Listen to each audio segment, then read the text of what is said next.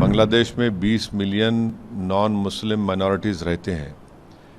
तो ये बहुत ज़रूरी है कि बांग्लादेश के जनाब यूनुस साहब इन नॉन माइनॉरिटीज़ की हिफाजत करें। बांग्लादेश की स्टेबिलिटी भारत की सिक्योरिटी के लिए बहुत ज़रूरी है, ख़ास तौर से नॉर्थ ईस्ट के लिए। हम उम्मीद करते हैं कि भारत सरकार भी बांग्लादेश से और भारत सरकार के हमारे देश में ताल्लुक़ात और ख़राब नहीं होंगे बल्कि अच्छे होंगे। देखिए, बांग्लादेश जो वो बना था सेकुलर बांग्ला नेशनलिज़म के ऊपर, और बांग्लादेश के संविधान में आर्टिकल 41 फ्रीडम ऑफ रिलीजन की बात करता है, 27-28 इक्वालिटी ऑफ लॉ की बात करता है, और उनके संविधान का आर्टिकल 12 सेकुलरिज्म की बात करता है।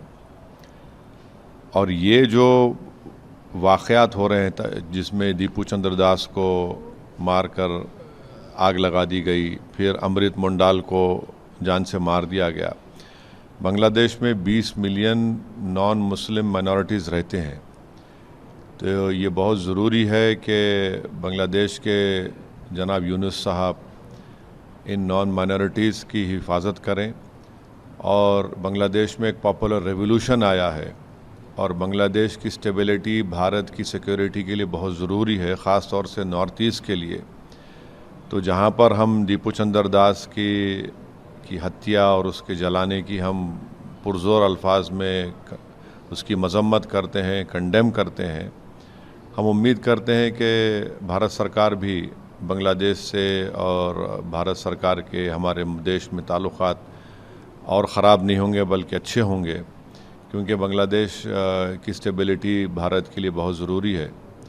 तो उम्मीद करते हैं, बस साथ ही साथ हमको ये भी समझना ज़रूरी है कि हमारे देश में वेस्ट बंगाल के एक लेबर को, जिसका नाम जोएल शेख था, उड़ीसा के संबलपुर में उसको बांग्लादेशी कहकर मार दिया गया।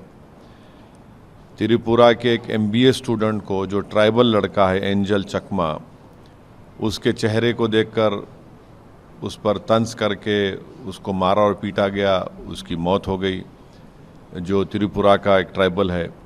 फिर नालंदा डिस्ट्रिक्ट में अतहर हुसैन को उसके कान को, उंगलियों को, पैर को काट दिया गया, जिसम में एक रॉड को अंदर डाल दिया गया। तो ये तमाम इस बात को बताते हैं कि जहाँ पर रूल ऑफ लॉ कमज़ोर होगा और वहाँ पर मेजॉरिटेरियन पॉलिटिक्स गलबा हासिल कर लेगी, तो फिर ये वाक़यात होते हैं। तो हम अपनी पार्टी की जानिब से दीपू चंद्र दास और अमृत मुंडाल की जो उनकी लिंचिंग हुई उसकी मज़म्मत करते, और उम्मीद करते कि हमारे ताल्लुक़ात बांग्लादेश से और ख़राब ना हो, और जो भारत सरकार कोशिशें कर रही हैं उसकी हम उसको सपोर्ट करते हैं बांग्लादेश में ताल्लुक़ात को अच्छा रखने के लिए।